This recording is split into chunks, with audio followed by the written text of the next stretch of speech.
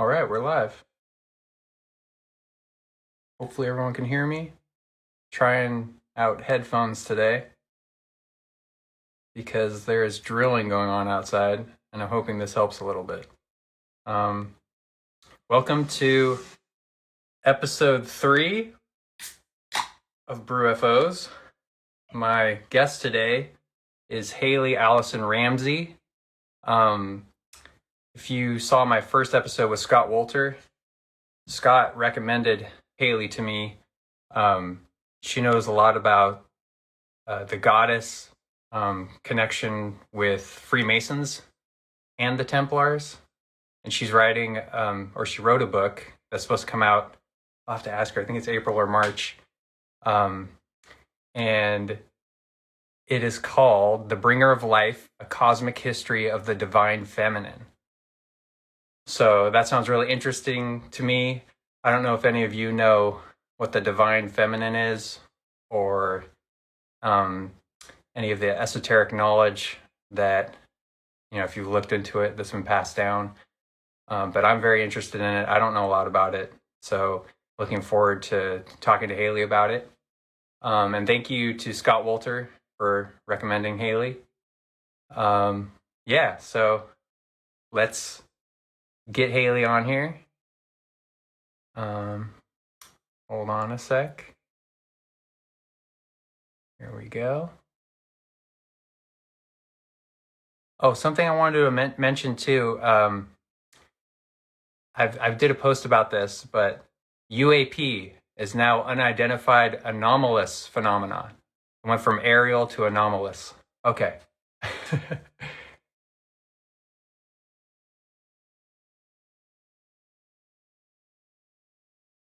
There we go. See if Hayley pops on here. Yeah. Hi. Hi. Can you hear me okay? Yes, I can. Can you hear me okay? Yeah. It's my first time using headphones, so I'm like, hopefully it doesn't mess anything up. Yeah. They're like these old Skull Candy headphones. Oh, good. No, not sponsored by Skull Candy. Actually, probably doing them a disservice. But how are you doing? Good. I'm actually in Mexico just now, so I am drinking tequila with a splash of grapefruit soda. Cheers. Cheers to the. Cheers. There you go. Yeah. How are you? I'm good. I'm really excited to talk to you about your book and your research, and just like how you know Scott. I mean, we can get into all that, but like, let's dive into it. Where do you want to start? Well, did you go to school for this, or what's So I was studying archaeology in school. Okay. Minor in astrophysics. So I've always been really interested in archaeoastronomy. I've really been interested in the way that the people here on Earth in history have reflected what's happening in the heavens. Okay. Through people, their religion, all of these different things. And so archaeoastronomy was a very strong call for me. When I got into archaeology, I knew I wanted to do something with astronomy as well. Okay, and so for people that don't know what archaeoastronomy is, it's basically like, let me get this right, or try to. Yeah. It's when like rocks, like megalithic structures are like kind of like pointed up towards the cosmos and aligned with stars and stuff. Right. Yes, Okay. Exactly. So also additionally, my constellations maybe even aligned. So in America, there's a site called Serpent Mound, and I've spent a lot of time there. Are you familiar with Serpent Mound? Yeah, and I think it's actually become a lot more known since Graham Hancock did Oh, yes. The Ancient Apocalypse. And that was But yeah. But go ahead, please, because there's going to be people that don't know what Serpent Mound is. So if you could go into it a little bit, that'd be great. Right.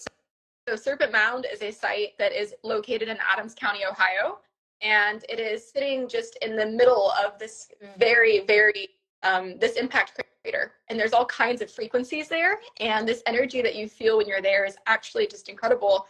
And the ancient people realized that energy that was so strong there from the impact.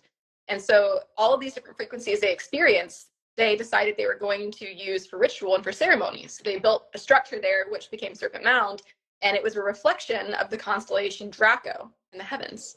Now, there was a pole star prior to Polaris. Polaris has only been the pole star for a relatively short time. Prior to that was Thuban, and this was found in the constellation Draco. So what a lot of people don't know at Serpent Mound is there is a time where the constellation Draco is literally mirroring the Serpent Mound on the ground, and it's completely aligned. You have these points that totally align. Now, with that said, at Serpent Mound, you have equinox alignments. The sun rises and sets along these different curves of the serpent. And you also originally had a lost coil of the serpent. And what happened was when the pole star was Thuban, the galactic center of the constellation was Thuban, and this was the center exactly of Serpent Mound.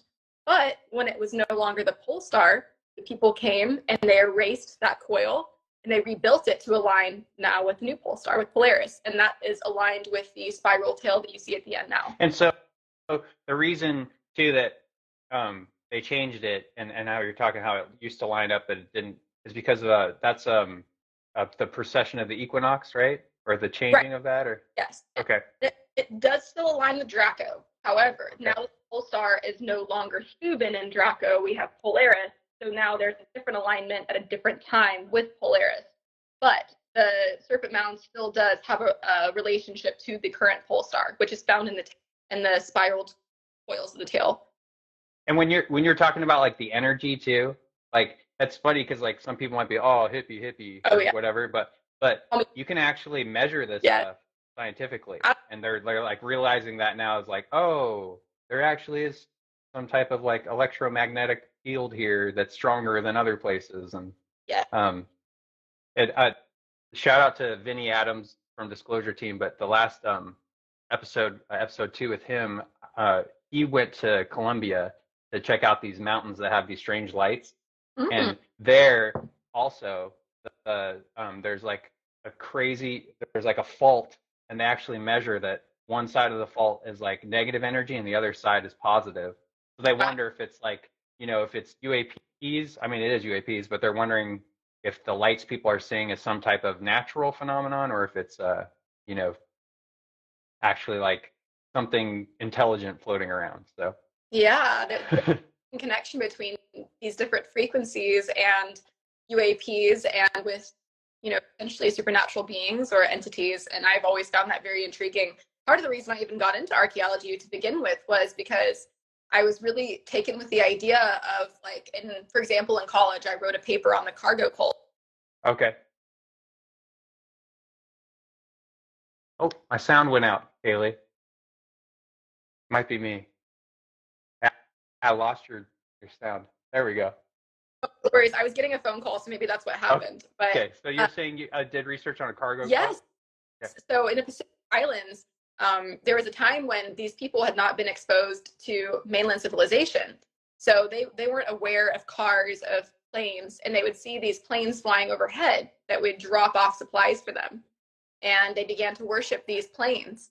And this is what the cargo cults became. And so this idea of civilizations that were not exposed to other people in modern civilizations, they're seeing these things they can't explain or understand, like planes, and they attribute it to the divine.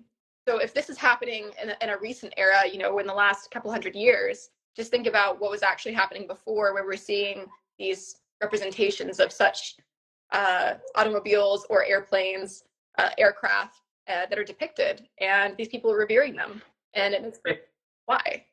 That's like a possibility of ancient technology being even more sophisticated than we thought, or even better than we are now. Mm-hmm. And maybe they were visiting different tribes, and they're like, "Oh, gods," or the cargo cult thing really fascinates me because I never heard about it until I read To the Stars. Tom DeLonge's company put out a book called or series called Secret Machines, and Peter Levenda writes like the more like educational books. There's 2 books that he wrote.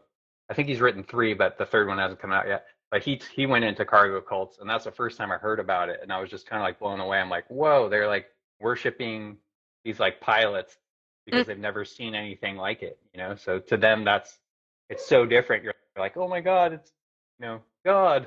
Yeah. It's a form of religion, Yes. Well, I mean, I think it makes perfect sense because you have all these ancient civilizations really here that depict these vessels that can take somebody from Earth to somewhere in the heavens or transport them in some way, shape, or form. And even going back to like the Mahabharata in India, you have all these different stories, these traditions going back thousands of years around the world that are talking about the same kind of technology. And so this ancient technology, I completely agree with you on. I think there was a level of sophistication that was reached in civilization, and for whatever reason, it happened to collapse. And I think that, you know, when Graham Hancock is talking about that in his most recent series, he's gotten attacked by a lot of modern archaeologists, and I just find that completely repulsive because he presents a lot of really intriguing arguments to support his thesis. And I find it fascinating because I've always felt that we do tend to reach some type of peak in civilization. I mean, the story of Atlantis, I feel like, is something that can be applied, you know, universally, because it's something that we do. We come to this certain point where we get greedy with the technology where we're at, and things go wrong. And I think we're kind of getting to that point right now, actually, at this day and age. Yeah, it also makes me think. I grew up like super Christian. I'm. You did too? Yeah. You're from Texas, right? I am. So yes. Christianity is huge in Texas. I mean, it's huge all over the world, but yeah, the Bible Belt. Mm-hmm. But I, you know, reading the Bible, I remember reading about the Tower of Babel, and it's like, it's supposed to be like the one time where all the humans came together and they started building this tower up to the heavens, and then, you know, God got mad and destroyed it or whatever. But I learned recently there's this guy that translates a Greek and Latin to English, and he was teaching these pastors. I think his name is, I have to look it up, but I think it's Paul Wallace. I think his name. He was on this great podcast called Mysterious Universe, but he was saying that the translation actually isn't the Tower of Babel. It was Stargate, or Gate to the Stars. Mm-hmm. And then it started making me think like, wait. You know, like if this is not saying the tower, like they're actually, when I was a kid, you know, and a teenager, I was thinking like, you know, the story is like, you know, them building actual structure. But if they were building a gate to the stars, and then whoever they thought God was, you know, or whatever. Yeah. They thought God. Yeah. Yeah, exactly. And, you know, brought it down, and said it divided them too. I mean, and back then Elohim was the name of God, and Paul also says that Elohim means plural. It doesn't mean just singular God. Elohim actually means the powerful ones. And so that also made me go like, what's going on here? You know, Well, like, great point you bring up, because in the Bible, in Genesis, when Adam and Eve eat from the tree of life, and they have the forbidden fruit, God is angry and aggressive, as the Old Testament God was, and he comes in and says, well, now you're going to be like all of us. And that to me always stuck out, because I thought, all of us wasn't one only. Wasn't that supposed to be just it? Shouldn't be plural, right? But in that case, you know, now we're going to be like all of them, all of us. All of the beings that are already existing out there, which in this universe, this day and age, one of my favorite things to talk about is panspermia theory, which has now been proven beyond theory, right? Yeah. So I had written this thesis paper actually about that, and it was so fascinating because we had a spaceship coming back into Earth that came back with life forms on it that were identical to I'm searching for the word now. The tequila's starting to get to me. Oh, that's great. Algae, yes, phytoplankton. So we're talking about that. So with that said, when the spaceship came back and on the windows, there were phytoplanktons that were identical to the ones that are found in the oceans. This was groundbreaking. And this is huge, because this means that identical species and life exist outside of Earth. And that without a doubt means that there has to be some form of, you know, evolution that's taken place with those smaller species to a larger scale. So there has to be intelligent life out there, in my own humble opinion. Yeah. And I mean, another, I mean, I'm probably going to jump around just how my brain works, but that just reminded me too, like, you know, another thing is also what people have been thinking in the theories about whatever UAP are, is that, you know, we live on a water planet, and, you know, we only know like 5, maybe 7% of our oceans or something. And like, we don't know what's down there. And I've always heard that term, you know, as above, so below. And Amen. People, you know, they think about the sky, but yeah, think about the sky, but also like, what about what's below? You know, what's in the water, what's in the ground? Like, I don't know. There could be I don't know what's going on, but there could be more intelligent beings or intelligent life in a way that we don't really know. That's somewhere else on this planet, even. So. Well, was it octopus or jellyfish that I'm thinking of here that were recently proved to be actually extraterrestrial in origin, have no relation to any species on Earth? It's either jellyfish or octopus, but it might have been octopus. I think I might have seen, yeah. or I might have read an article where they're saying that's just it's so wild and so different from anything that it's not. They might have came here from something else, somewhere else. Well, and frankly, like with panspermia, I was talking about what came back on the ship as far as phytoplankton goes, but with that said, what was really taking place with panspermia was that bacterial spores came to planet Earth by way of meteorite or whatever else it might have been that crashed here on Earth and then spread those bacterial spores that were the basis for life on Earth as we know it. So life was never native to Earth. It came from somewhere else in the cosmos. There were these basic forms of life, these bacterial spores that then grew and evolved into everything we have today. And I think it's really important for people to understand that, because growing up Christian like we did, we're taught to believe that it was like within these few days, God just created everything that's here. But, on another level, you have to understand that there was creation outside of this bubble we call Earth. And that's what ended up bringing that creation here to Earth. And with panspermia, now we also know that water was not native to Earth. Water also crashed here. And that's how we got water on Earth. We didn't have water before. And so I think a lot of people miss that water was not always here. It crashed here. They were frozen balls of water. It was ice that crashed here. And that's where we got the water supply that we currently have. And we've always had since the time that the water came here. And it's just crazy because it just completely alludes to the fact that nothing was native to Earth at this time. It all came here from somewhere else. Was it seeded? Was it on purpose? Was it intelligent life that brought it here? Who knows? Was it just a coincidence? Yeah, I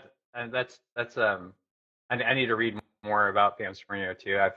I've heard, I've watched some stuff on like YouTube or whatever, but like I haven't really dove too deep into it.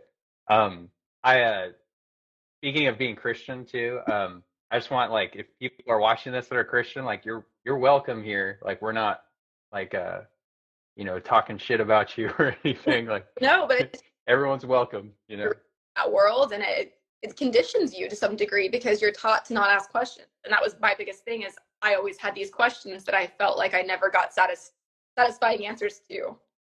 Yeah, or just stuff. I had a lot of questions too. Like I'd stay after like sermon or church or whatever, and I'd like try to talk and ask questions of the pastor.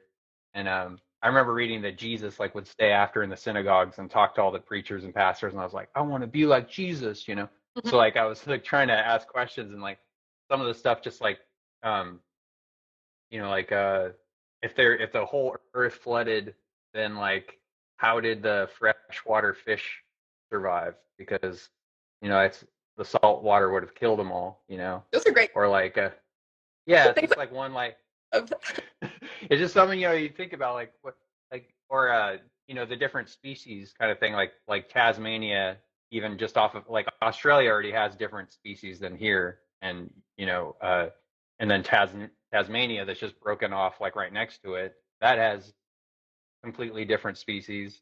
And it's like Madagascar does, and like all these islands, they'll have their own unique species, and it's just like, well, did God did God just make species and put them in certain areas just to be like creative, or like just that like evolution started to make more sense to me. Like, oh, this was stuck in one place for so long, so it evolved differently. That made a little more sense to me than like God just putting things in certain places for whatever reason. But yeah. But speaking of God, let's go into the divine feminine, because yes, let's do it. Yeah, because I know that's one of your main areas, and I would love to learn about it. So, like, just and other people watching that don't know, like, just like kind of take us into it. Take us into what it is, what you've researched, what you know. So I'll start very basic and kind of a way that people can understand, and especially for those that were raised within a Christian household. The most basic form of mother goddess that we see around us in today's world is none other than Virgin Mary. who was the mother of God, right?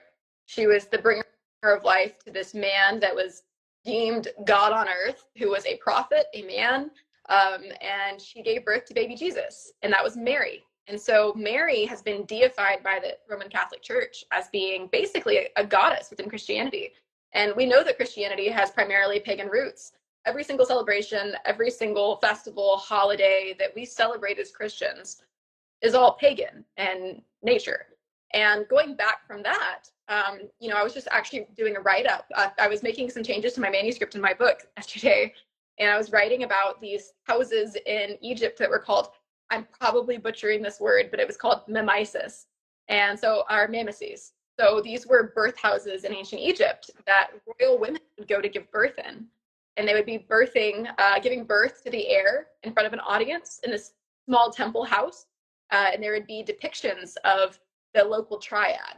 So if there was the local god, goddess, and child, which is typical, like for example, in Egypt, you have Isis, the mother, Osiris, the father, and then you have Horus, the baby. And this is a very basic triad or trinity, Holy Trinity, which I like to associate with because we have also the Holy Trinity in Christianity, which is the Father, the Son, and the Holy Spirit. So we have the Father and the Son, but what's missing there? That would be the mother.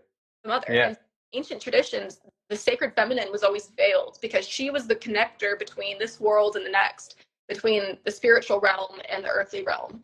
And within Christianity, she becomes veiled as the Holy Spirit, who is associated with the dove.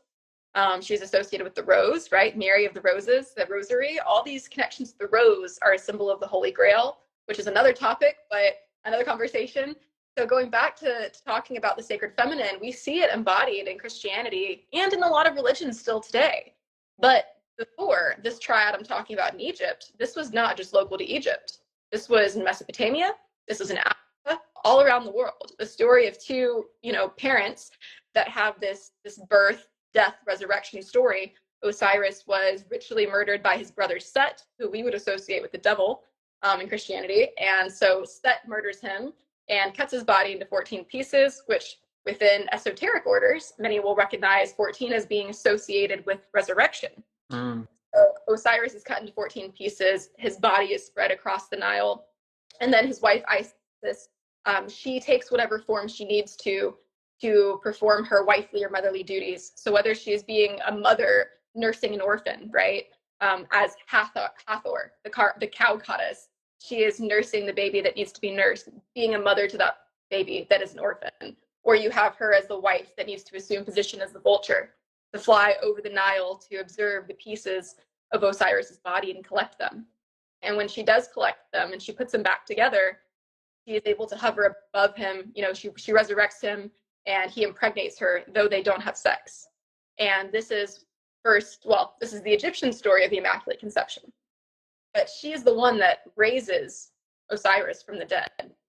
And this idea of death and resurrection with the goddess is even observed in the Bible. The story of Jesus, he first appears to Mary Magdalene, who sees him resurrected. It was identical. So you see the sacred feminine present in a lot of ways associated with both life and death, because she is the portal between life and death itself. I never saw that connection, what you just said, or knew about the connection where, when Mary Magdalene was the first to see Jesus when he, rose from, and then she go tell everybody. She's the one who was like, oh, and then went and told everybody or something. But that's a crazy connection. Mm-hmm. I was wondering too, like you talking about like Immaculate Conception. I know there's you were on. I saw you on a podcast with John Majorowski. Oh yeah, shout out to John. Brother John. Yeah. But you brought up a Paraphernogenesis, Mm-hmm. like, and I know, like, I think reptiles and some amphibians might do it, Yeah. but maybe at one point, like, women could just give birth like on their own. Yes. And just that thought is like, it's so cool. And then and if that could happen, like if that was happening right now, like how would men feel in society, or like what, they'd probably like, revere women a lot more, or maybe like how they should already. They definitely should. Yeah. But I mean, you want to go into that at all? I just thought it was very interesting. Yes, when I love to talk about this because, you know, when a baby starts to grow inside the womb, the baby is first a female. It's the girl baby in the womb. And then it's not till later on through development that this baby might actually turn into a boy baby versus being a girl. So we're first a female in the womb. And I think that has to speak volumes for one. And why is it first that we are female before we are male, right, in the womb?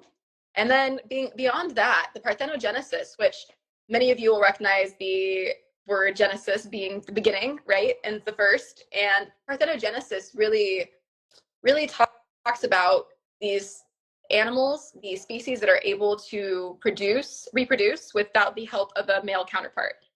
It's not asexual reproduction. That is very different because in this case, the animal, the subject, is able to actually impregnate itself to almost by will become pregnant, which is really interesting, or lay eggs or whatever it's going to do. This has been observed in small scale animals, small insects, small reptiles, like you said. And what I wonder about this is one other damning piece of evidence for me was the fact that we have our mitochondrial DNA only passed down from the feminine side, from the mother's lineage, the matrilineal side. So you have only the mitochondrial DNA flowing through your veins that came from your mother. The father's mitochondrial DNA is completely disregarded. Why is that? Was it not necessary at some time? Was it only necessary from the mother's side? Because that would make sense. Otherwise, why would we completely disregard one half of that DNA? Yeah. So I wonder if maybe at some point in time there was some kind of crisis, or as we were talking about earlier, catastrophe with civilization.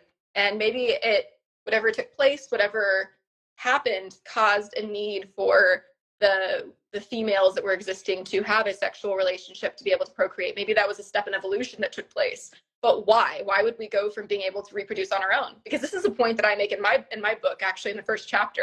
I start from the beginning and talk about why this to the feminine and why all these traditions are still here today, going back hundreds of thousands of years.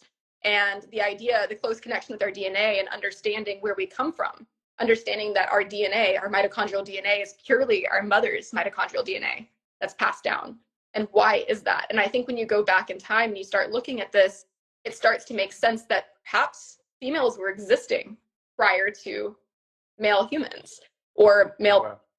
And why is that? That is the biggest question for me, is what would have happened? What kind of catastrophe would have taken place that would have made us women need you men? You know, that's my biggest question, is why, to be able to have kids, and what continued that. When we were saying that like reptiles can do it. Mm-hmm. Isn't there some association and symbolism with like serpents with women as well? Yes. Or there is? Yes, absolutely. Okay. And in a lot of esoteric orders, you'll see, or esoteric circles, you'll see a symbol called the Ouroboros. Okay. And that is a serpent eating its own tail. Yeah. Yes. And so this is a symbol that is often associated with the feminine. The serpent goddess is a very strong connection within many different cultures. You see a serpent goddess, not a serpent god, but a feminine aspect of the serpent. And this is because the serpent can shed its own skin and be born again and again and again. And this is like the goddess. She can give birth again and again and again. The feminine, women, we can basically bleed every month without dying. And this is the equivalence. We can give birth. We can put our bodies through these crazy, tremendous things to bring life into this world, and yet we survive. And so the serpent shedding its own skin is a very strong connection with that. And the Ouroboros is the cycle of life. It's the cycle of life continuing on and on and on, especially through the feminine. And there is Serpent Mound for me was really profound, because I've been really interested actually in the serpent ideology around the world, and even in the Gnostic creation story of Christianity. So if you go back and look at the Gnostic story of creation, you have this connection between Sophia, the goddess of wisdom, and the serpent. And Sophia in the Gnostic story dwells in this place called the 13th Theon, and she sees her son / husband. So this kind of goes to the same story of like the goddess and the son lover that is the husband and son, that's seen a lot. And it goes back to, like we were talking about, Horus being the baby of Isis, but Osiris being her husband. So it was like the king or the prince, the heir, would embody the younger child, Horus. And as they grew older and became king, they became the embodiment of Osiris. So in this Gnostic creation story, the Christian Gnostic creation story, you have Sophia, who is dwelling in the 13th eon, and she becomes depressed because her son that she creates says, I don't want to be here. He breaks away, goes to Earth, and he wants to rule over people and have this control, this need for power. And when he is down there, she tries to go back to remind him why this is wrong and why he should not be trying to control people. And she assumes the form of the serpent in the Garden of Eden. Well, I feel like we need that now. Yeah. Why men shouldn't be trying to control people. That's especially what's going on in Iran and what's going on in the U.S. I mean, I can't compare them both, but I can still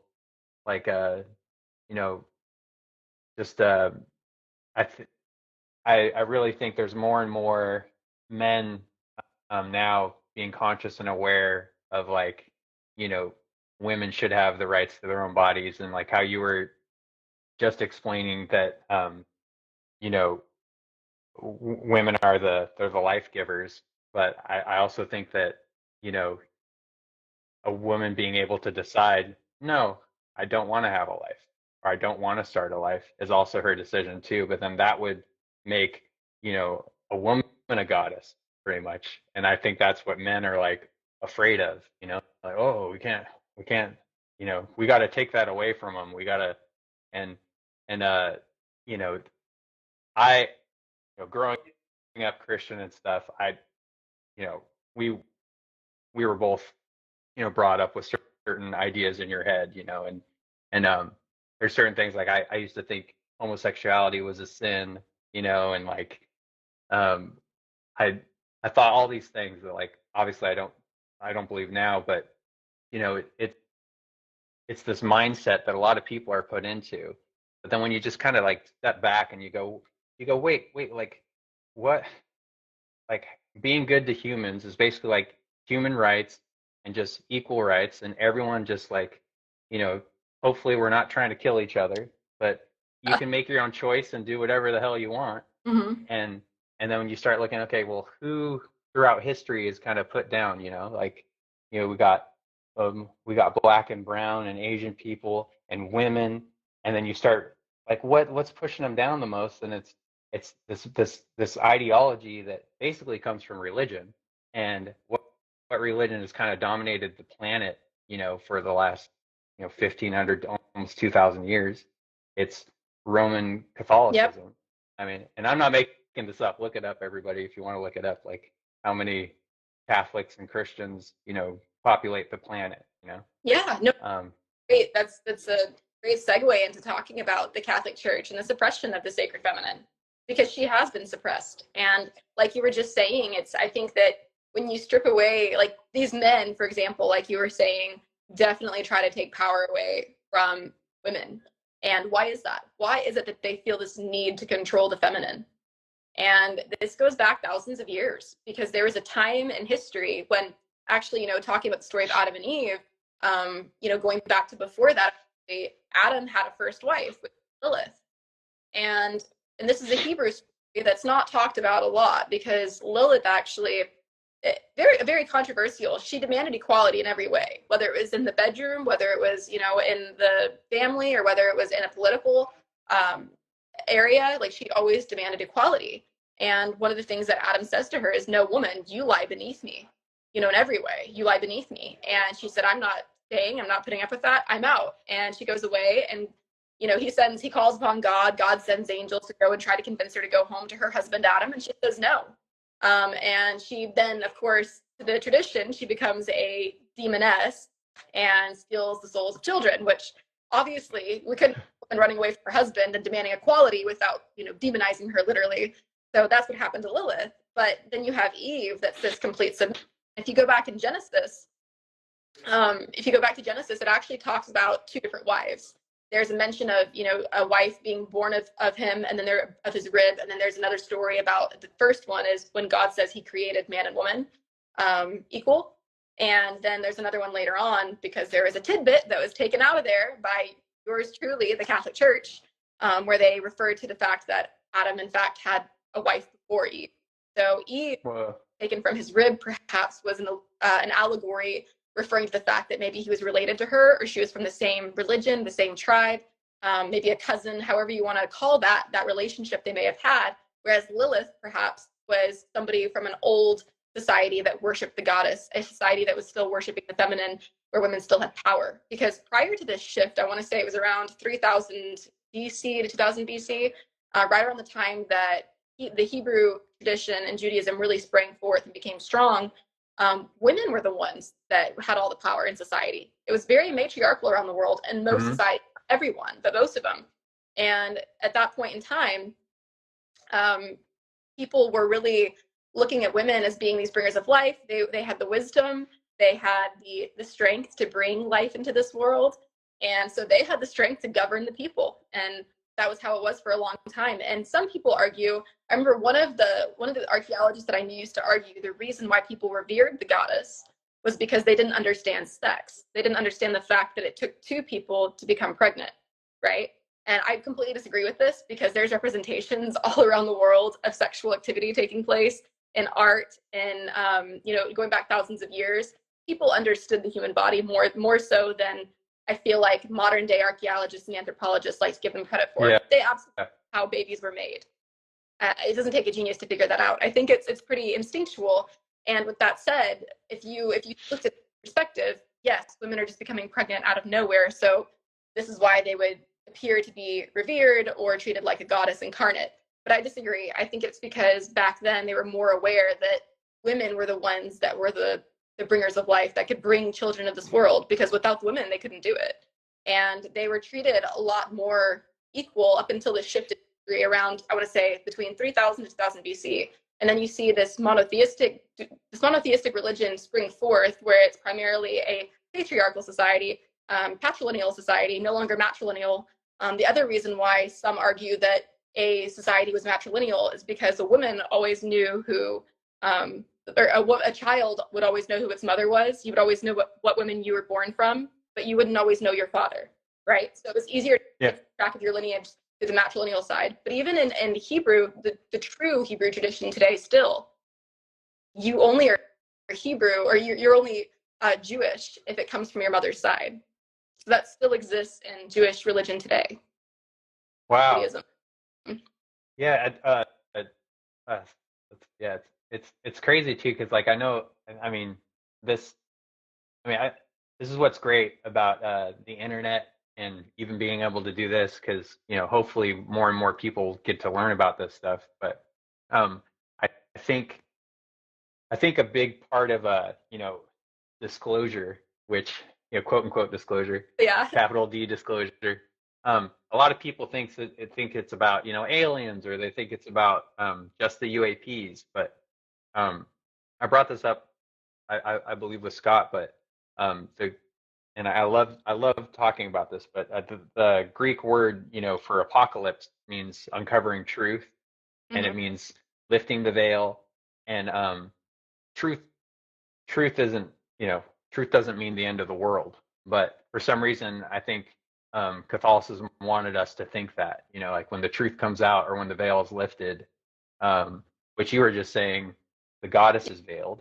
Yes, so absolutely. The veil is lifted, then people are going to start knowing knowledge, or just like with Adam and Eve, if you eat of the tree of knowledge, it's like a bad thing. So like I feel like, or I don't feel, I think from what I know, is that disclosure is also about this. It's about more and more people, especially people in religion, that and I'm not bashing your religion, everyone.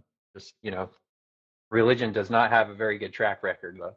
But just people being more open and understanding through the internet, and people talking like this, and certain like esoteric knowledge like come from the Freemasons, and like people like, shout out to Timothy Hogan. If you guys don't know who Timothy Hogan is, he's the Grand Master of the Templars, right? Is that right? It's Grand Master Templars, I am actually a sister knight in the Templar Collegiate, is the Grand Master of. Okay. Hold that. Let's get back to that because I want to know about that too. But Timothy, you can watch some of his lectures on YouTube if you guys want to check out Timothy Hogan. But some of this esoteric knowledge, like people like Scott Wolter and Timothy Hogan, they're starting to come forward and let the public know about it a little bit more. And I think that's part of disclosure that people don't really understand yet. But I think, us all starting to learn, like, wait a second, like these institutions, and especially these religious institutions, they've been kind of telling us the story that, some of it's right, but a lot of it's left out, and a lot of it seems like it was changed around to control us. And absolutely, history has always been political, and it never should have been, still should not be today, but for some reason it is. It's all about controlling a narrative. It's not just religion that has an agenda, and that's that made me want to really get into archaeology and into history in general, into this field, because I feel like there are people that just have these blinders on and they're just programmed to teach and preach a certain history, a certain narrative. And it's just not true. I mean, there's all this evidence out here that will totally just rock everything to its core, but these archaeologists are like, nope, it has to be a hoax. Anything else has to be a hoax. Yeah. Science doesn't fit. Even if the science proves that it can't be a hoax, if it has to be legitimate. I mean, let's talk about the Kensington Runestone, for example. That's for sure absolutely authentic. I mean, there's so many different ways that you could authenticate that stone, whether scientifically with the dating, with weathering, or whether it's with the different analysis that Scott did in his lab on the stone, or going back to just what is embedded, like the esoteric information that is encoded inside the runestone, which aligns with other artifacts that have been found on that side of the world, in Europe. And it completely corresponds and fits it perfectly. What it doesn't fit is this idea of a hoax, having Olaf Oman, who discovered it, being somehow initiated into all these different Templar and Masonic traditions. That doesn't make sense, because talking about the numbers, even the number of lines on each side, ties in with the cryptic code, which is a tradition in York Rite Masonry. So unless you had that knowledge, Olaf Oman, who was a poor farmer immigrant from Sweden, he couldn't have carved that in 1899 or whenever he'd come over to America. That just doesn't make sense. It doesn't fit. Why would he have done that? What was the purpose of it? Because some of these things weren't even deciphered or understood until here recently in the last 20 years. And where was the Kensington Runestone found again? It was found in Kensington, Minnesota, which I want to say is near Alexandria. That's the Kensington Runestone was found on a farm there, which you can go visit today. There's a very nice area where you can go visit it. And it was found entangled in tree roots, actually. So the dating of the tree root leeches, this is Scott's territory, but and you can read the book, everyone, if you want to go check out Scott Wolter's books. He has, I think, 3 about Kensington Runestone. Well, he's got 3 that are in the Hooked X trilogy, and then there is actually a Bible on the Kensington Runestone that he co-wrote with somebody else, Nielsen, and so he was a linguist, and his expertise was the runes. So if you really want to deep dive into this on a very academic level and scale, I would definitely recommend getting the Kensington Runestone. New Evidence, Compelling New Evidence is the name of the book, and it's huge. I'm not kidding. It's like this big, and it's like it's huge. But it's got lots of great information if you want to get technical with it, and it's fascinating. But with that said, the tree root leeches that were on there actually were dated to be 30 years old, and that was before Olaf Oman had even come to America as an immigrant from Sweden. So it just means that runestone was already carved and already sitting there at that point at the tree prior to Olaf coming over. However, some people, and I'm not going to name names here, but there's a few that like to get really worked up about it on social media. They'll sit here and try to argue that, but the data is the data, and you can't fight the data. I trust the data. I'm a very spiritual person too. I don't want to say that I'm not spiritual or not intuitive, because I am. But when it comes to hard data, the data is usually right. Most people are usually not. So that's opinion with that. And it just proves that there are these cultures, there are these societies that were coming over to America for whatever their reason might have been. And American archaeologists just don't want to look at it. They just want to look the other way and pretend it's not real and call it a hoax. And it's so frustrating because it's a part of history. Well, I also found that fascinating, and I've read Scott's Cryptic Code of the Knights Templar. That's the only book I've read so far of his, but I want to read more. I'll get to it, Scott. But a thing what I found was fascinating is when the Templars came over here first, you know, or I don't know if it was first or when they were coming over here, that he had a journal of in a Cryptic Code. He had a journal that you could read of like the Templars account, and basically like they're running into these Native Americans where they are like, you know, it's like women are in charge. Oh yeah. You know? And so it's like, you know, we definitely did change what North America used to be and South America, you know. I don't want to say we, but Europe came over here and changed it up, you know. Yeah. So well, no, and really a point of interest for me in my own research, and something I've actually experienced, is with these indigenous people still today. You're talking about in the book, you're referring to what's called the Cremona document. And yeah. Yes. So these are the journals you're referring to, and the Cremona document is something which, since that book has come out, we have expanded upon so much more. There's so much good stuff that I cannot wait to talk with you about later on that's come forth from that even refers to the goddess. And oh wow, incredible stuff. And it might even have some ties to extraterrestrial life that's mentioned. So yeah, okay, exciting. But going back to BrewFOs. Yeah. The Native Americans still to this day consider women the backbone of society. You know, I'm part of the Lakota tradition, the Black Elks. If you've ever heard of Black Elk, for example, his family, I am part of their family and their circle, and so I've attended ceremony on Pine Ridge Res, and the presence of the sacred feminine in Lakota traditions is so strong. Wow. Because are you familiar with the story of White Buffalo Catwoman? No. So she was somebody that appeared approximately 2,000 years ago, and generations to the indigenous people were about 100 years each. So she appears about 20 generations ago, around 2,000 years ago, right around Jesus and Mary Magdalene's time, interestingly. She appears to the Lakota people, and he finds first two hunters. One has a good heart, one does not have pure intentions. The one that does not have pure intentions advances upon her, and he crumbles to dust. The one that has a pure heart says, you know, I'll take you to my people. And here she teaches them songs, she teaches them ceremonies, and this is what becomes known as the 7 sacred rites of the White Buffalo Catwoman. Whoa. So all around the different indigenous people and the different tribes in America, there's a story of a white woman, whether it's the white painted woman, whether it's White Buffalo Catwoman, or there are stories of a white brother. The Mayans also have a story of a white brother, a Jesus figure. And it's just interesting that you see this all around. These 7 sacred rites are very similar to the 7 rites that Jesus taught, right? So it's really interesting when you see this, because it would make perfect sense if Jesus and Mary Magdalene, or Jesus and whoever, were coming over here and teaching their traditions. Like the peace pipe, the sacred bundle that the Lakota still hold today, was first brought by her, and we're awaiting her return today.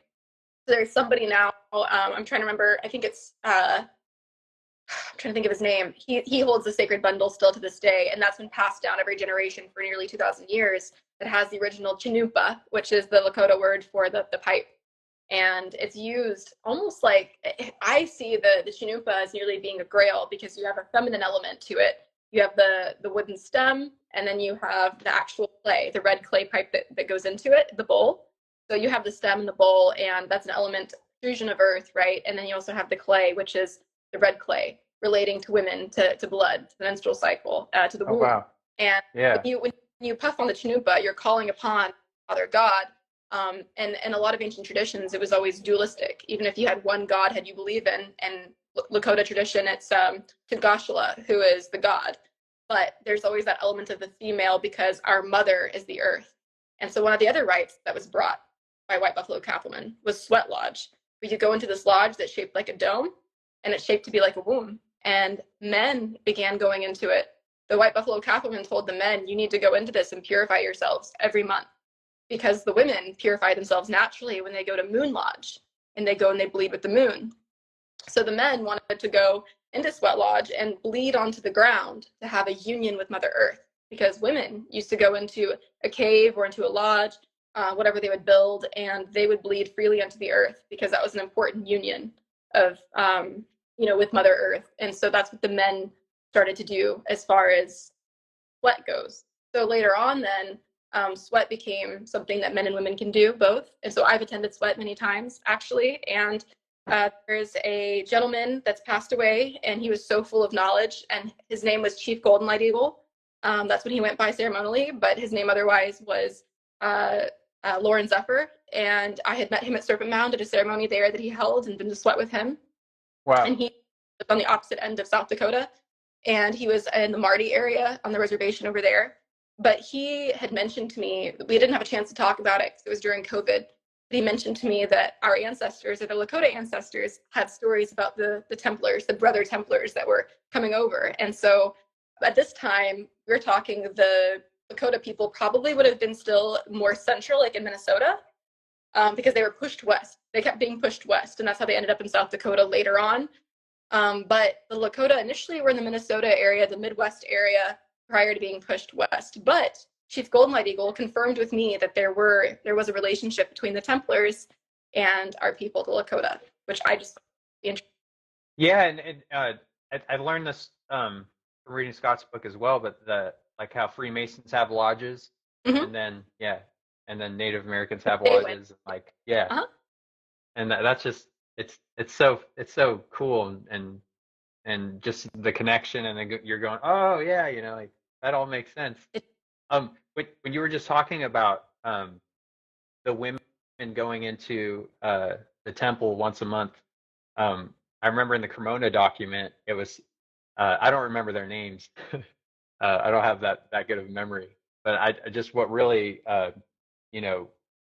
what I thought was like fascinating, interesting, and just so cool was that one of the Templars, I believe it was one of the Templars or the person that was traveling with them, he was with a priestess that was native.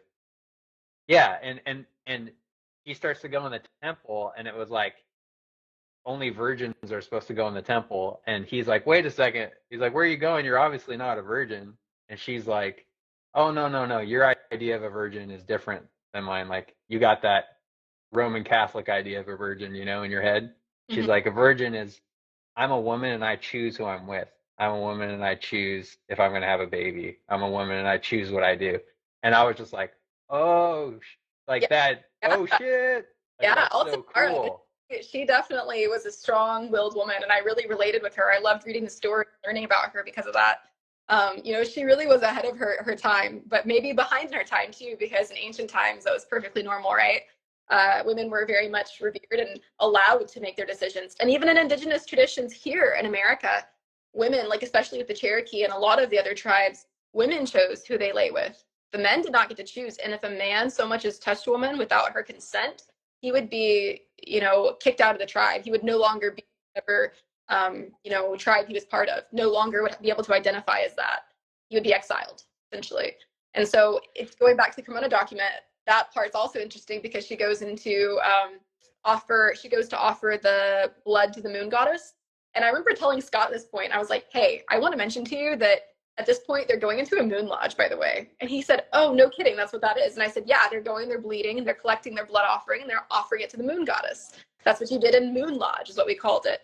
And even today, what some of the similarities like that you find between indigenous tradition and Hebrew is that women during ceremony cannot be at ceremony if they're pregnant or if they're bleeding. If it's their moon time, they cannot attend ceremony. And it's not because they're unclean, but it's because they're so powerful and so full of medicine and magic right now that they're going to alter the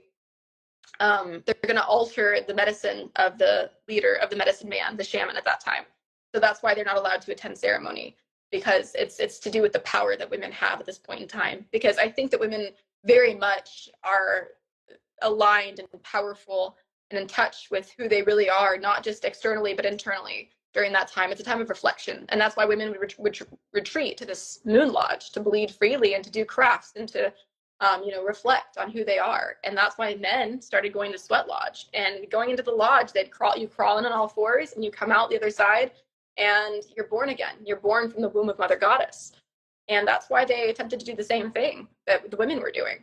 They wanted to be like the women. And White Buffalo Catwoman told them they needed to purify themselves, just like women purify themselves by their moon cycles. And then also, the ritual bathing after their cycle is over. And I find that really interesting, because that idea of purification and cleansing is found in so many different traditions around the world. And I think there's this mistaken idea that in Hebrew culture, women are considered unclean. Mm-hmm. But it's more to do with the power that they harness or that they hold in their wombs at that time. Yeah, there's so many. I mean, again, like just some of the main religions today, they've kind of, taught a lot of us certain things about women that are, or traditions they kind of stole, or they make like, during a woman's period, it's they're dirty or unclean or whatever, when really it's the opposite. Like you were just saying, they're powerful. Or even I just realized or learned recently that about the number 13 as well, and like how, like, tomorrow we were gonna originally do this, but schedule change, that's fine. But October 13th, right, was when the Templars were burned at the stake in I think it was like 1307 or 13 something.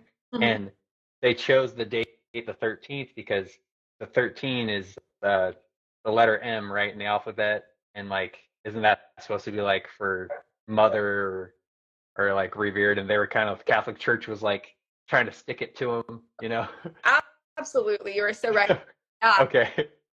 So the Templars, just like within any esoteric sect, there was an internal, the esoteric, and there was an exoteric side to it. So the Templars that we all know as being these Crusades, that was the exoteric, the outside ring, the outside circle. The esoteric part of Templarism lie within those that were deemed worthy to be a part of that tradition. And these people were part of the same bloodline. Like most of them were part of these old families, like in Burgundy, France, like in that area. South of France, Aquitaine area, you have all these people that date back from royal blood, these noble lineages, and they all end up being Templars or have some relation or friends that are Templars or in this lineage. So this is how you end up getting the esoteric and the exoteric parts of Templarism. Now, at the core of this, they absolutely were worshiping the goddess. Absolutely, no doubt about it. One of the things that I found really interesting was one of the pieces of evidence that was taken against the Templars was a head, and it was a female head, and it had a tag that said it had actually the Virgo symbol, which for those that don't know, it's an M basically, and then it has a fish symbol, almost like the Ichthus symbol that we're familiar with, that you see when in connection with Jesus. And then it said 58. Yeah, it said 58, and it kaput 58, head 58, but 5 plus 8 equals 13 as well. So I wonder if that has to do with it. But this was something that was confiscated from the Templars during the Inquisition. And it was Friday the 13th, 1307 in October. And 1307 universally was a master number 11 year, which is about enlightenment and furthering on, which I find very interesting. And Friday, being the 13th, is equally powerful because you have Friday, which is a day that's dedicated to Venus. In Spanish, it's still literally Viernes, which is Friday, Venus, the planet goddess Venus. And then on top of that is the 13th. And the 13th, is associated with the feminine because women have 13 menstrual cycles a year, just like the moon has 13 lunar cycles a year. And because Venus makes the 5-pointed star, the pentagram, over a course of 8 Earth years, and on Venus, exactly 13 Venus years. So the pentagram, yeah, that's another thing. That's like, so Friday the 13th is evil, right, everybody? And then the pentagram's evil, right? Mm-hmm. No, it had to deal with women. It had to deal with the goddess. Well, that's why it was evil, right? It has to be. Yeah, we gotta put it down. Yeah. So it's like, and it's so crazy how symbolism, especially to the masses, when you're just taught something, like, you see a pentagram, you're like, ooh, that's evil, But then, like, once you start to learn about it, I mean, for me, even, like, again, like I grew up Christian, so like I thought all that stuff was, I didn't know what the hell was going on. Right. I thought I did. And then now when I see a pentagram, I'm like, oh yeah, cool. Yep. I know the real I know the real thing behind it, and it's like cooler to me. It's not like I'm worshiping Satan or something, like, you know. Yeah.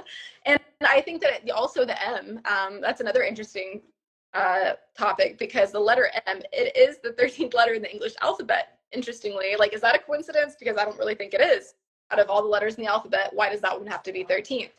So Yeah. that said, though, the letter M, and I've been doing a lot of research on this and presenting on this in my lectures, the letter M is a very ancient, primitive symbol that originated actually with goddess worship. And do you want to take a guess as to why? I have no idea. Tell me. Okay, so if you look at a woman giving birth, Yeah. she's got her knees up, right?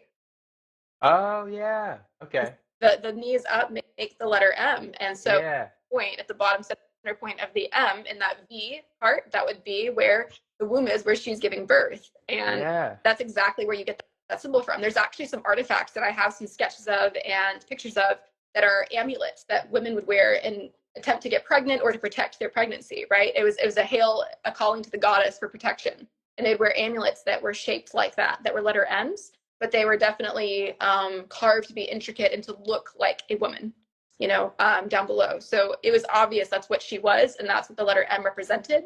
And later on with etymology, the first sound that a baby tends to make is an sound, an M sound. And so that's where we get mama from, because this is the first thing that a child says. Wow. And so ma, like it's always been associated around the world with the feminine, with motherhood, with the mother goddess, essentially. Yeah, that's so cool. I was also like, so like, I want to bring back Timothy Hogan. So you said you're a member of the Templar Collegia? Yes, Okay. yes. Okay, so that's what I remember when I was talking to Scott about it. That's one of the, like, I'm not, for me, I've never liked sports. I've never liked teams. It's hard. And after leaving, my religious background, I was kind of like, I never want to join a team or anything again, because that was like the only team I was really a part of. Yeah. Besides being a musician, like being in a band to me, I just felt like being in a band with a group of guys, or that we're all kind of like going after the same goal. We weren't really competing with each other. But like I started reading about Freemasonry and then Templarism, and I was just like, man, I want to know what they know, but I don't want to join anything. And then reading about it, I was like, man, can women join? Like, it doesn't seem like women can join. It seems like women have been left out. And then I found Timothy Hogan, and I found out that the Templar Collegia like accepts women. And then Scott told me that there's actual Freemason like women, like, I don't know what's the word, sex or Freemasonry. Yeah, so there is Freemasonry that women can well, and I've actually been talking with somebody. I need to call them back in the next day or two, but I'm looking to join co-masonry here in the States. Oh, wow. And yeah, so co-masonry is Freemasonry that allows both men and women. And interestingly, women are also addressed as brother. And the reason, sister Hayley or Sister Ramsey, I would be addressed also as Brother Ramsey. And that's because in co-masonry, the idea is for women to feel like they are the equal, right? Okay. Of a brother Mason. And so I find that really interesting. And because I know so much about Masonic ritual, or I know as much as I can know, not being in it myself, but I've done a lot of studying and research into this, and I would really love to experience it, to dive deeper and to be able to have a better personal understanding of the rituals that take place. And with that said, the Freemasonry itself is a tradition that stems from other ancient traditions going back thousands of years. It's nothing new. And it is something that I think you should definitely join if you're interested in all of this, because it is a community to be involved in, and there are so many valuable things that you'll learn when you join. And that's why I want to join, because there's so many things that I'll probably have a better understanding of once I experience it firsthand. And with that said, women were always a part of the original tradition. I mean, these death and resurrection traditions go back thousands of years. There was cults that surrounded them. And one thing I'd like to point out too is in Freemasonry, you fall 3 times, or you stumble, or the idea of 3 is very present, just like how Jesus stumbles with the cross 3 times, right?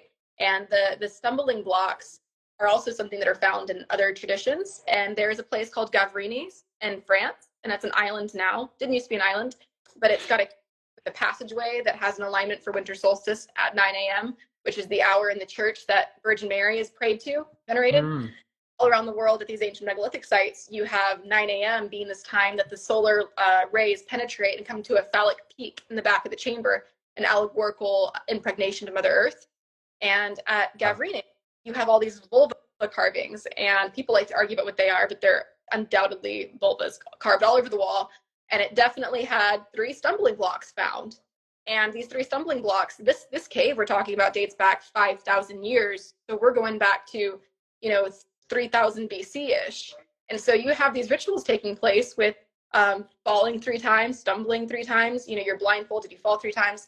And in Freemasonry, there's also the equivalent of that. And so it's a fiction that literally stems thousands of years that are all integrated into what we call Freemasonry. And of course, there are things that are going to be different, but it's something that the goddess cults even had. The idea of being initiated through death and resurrection and being born again with the eyes to see, being in a cave. The reason why these chambers were built into the earth was because that was symbolic of the womb of the goddess. Templars in Portugal, for example, were put down into a chamber beneath a castle, and they were left there for 3 days, no food, no water. And by the end of it, if they didn't call out for help during the 3 days, maybe it could have been 4, but I'm pretty sure it was 3, during the 3 days, and they would be initiated and they'd come out, they'd be overstimulated with light. They'd have the eyes to see because they were born again. But the reason they did it is because it was in the depths of the earth, in this dark cave, right? The womb of the goddess, being born with the new eyes, and ears to hear. Well, I mean, even Jesus dying and then being put into the tomb and then coming out 3 days later, it's like, yeah, it's crazy that all these connections. And like, I told, because Scott's like, when you want to become a Freemason, let me know, Yeah. And I'm like, I don't know, man. Just let me learn as much as I can on my own and figure out what's going on here if I can. But it's a possibility. I'm not saying it's not, but it's crazy too, because I've been finding out a lot more people that are Freemasons that I didn't know about before, and I'm like, wait, what? Like, and my wife and I, we both found out within 6 months of each other recently that both our grandparents, our grandpas, were Freemasons. And I was like, what? I didn't know that. Like, what's going? And she didn't know, and we're like, what? And because they weren't really talking about it then. But it seems now like Masons are coming out a little more, and it also seems like you're saying, the co like what's the word I'm looking for? Where you're saying this co-masonry. Yeah. So that's cool. It seems like stuff like that, the Templar Collegia. It's just where we can be a little more open about it. And again, it's more like this. This is the part of disclosure. I think I've been kind of connecting the dots to that. Like, it's not just UFOs, and it's not just like other intelligence. It's absolutely, it's conscious as a whole. Like what you're saying is spot on, because right now we are in this time, and I'm gonna get a little bit weird with astrology here, but this is the age of Aquarius. We're in the age of the Grail bearer, the cup bearer, the water bearer, and that is the age of Mary Magdalene, if you will. And she was the one that, after Jesus allegorically died at the crucifixion, at that point in time, she was the one that was supposed to pick up the church and carry on the tradition and keep teaching. And so we're in this era now, post-type era, where now it's a woman, or maybe that feminine energy is coming back up and bringing everything to light, sharing the wisdom of Master Jesus, right? And I think that now it's more important than ever that we're awaking consciously and in so many different ways, whether we're talking about alien abductions, whether we're talking about UAPs, whether we're talking about the feminine, the sacred feminine coming back to life, really being freed and escaping this oppression that she's been subjected to for thousands of years. I mean, this is a very, very important time, spiritually and energetically, in every way, shape, and form. And you're just so right that disclosure is so many things. It's not just one narrow subject. It's so broad. Yeah, and so with your book, The Bringer of Life. So, like, by the way, is it coming out in March or April? Yes, it is out in March, and it will be March 15th when it's available. So you can pre-order it on Amazon, and it'll be released on the 15th.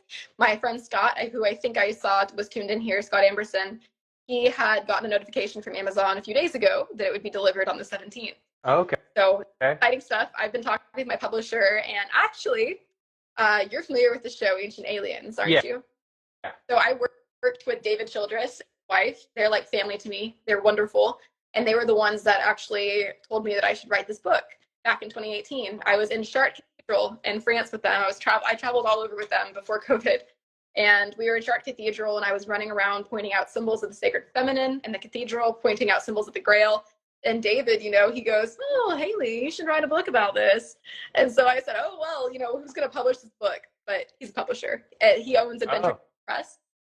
So if you go to, I think it's AUP or adventuresunlimitedpress.com, if you Google Adventures Unlimited Press, it'll come up, and he's actually the one publishing my book. So he emailed me today and said that tomorrow the book's actually going to the printer. So I'm super stoked about that. It's my first book. Rad. So excited. Yeah, that's really exciting. I can't wait to read it. You go into this, I'm guessing, just like with so much more detail. Yeah. And did you, by any chance, like we've been talking about, the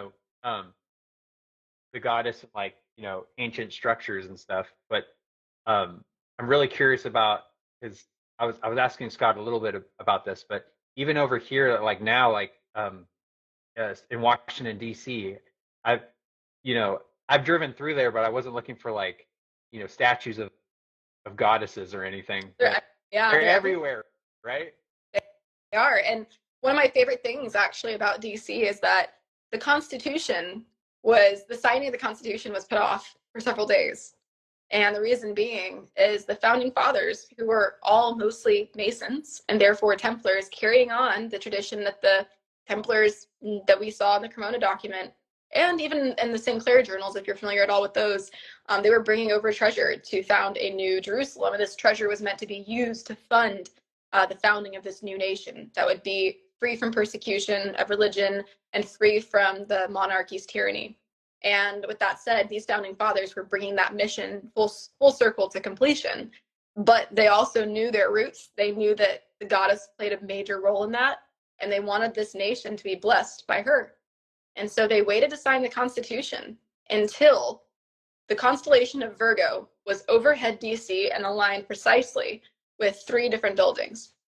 Now, these 3 different buildings were to align, and I believe it was the Capitol, the White House, and I want to say the Washington Memorial, or I could be wrong. It could be a different building, but I talk about this in my book in depth, and there's just so much in DC that ties in with the goddess and with Virgo. It's a little bit overwhelming, actually. You see so much of it there.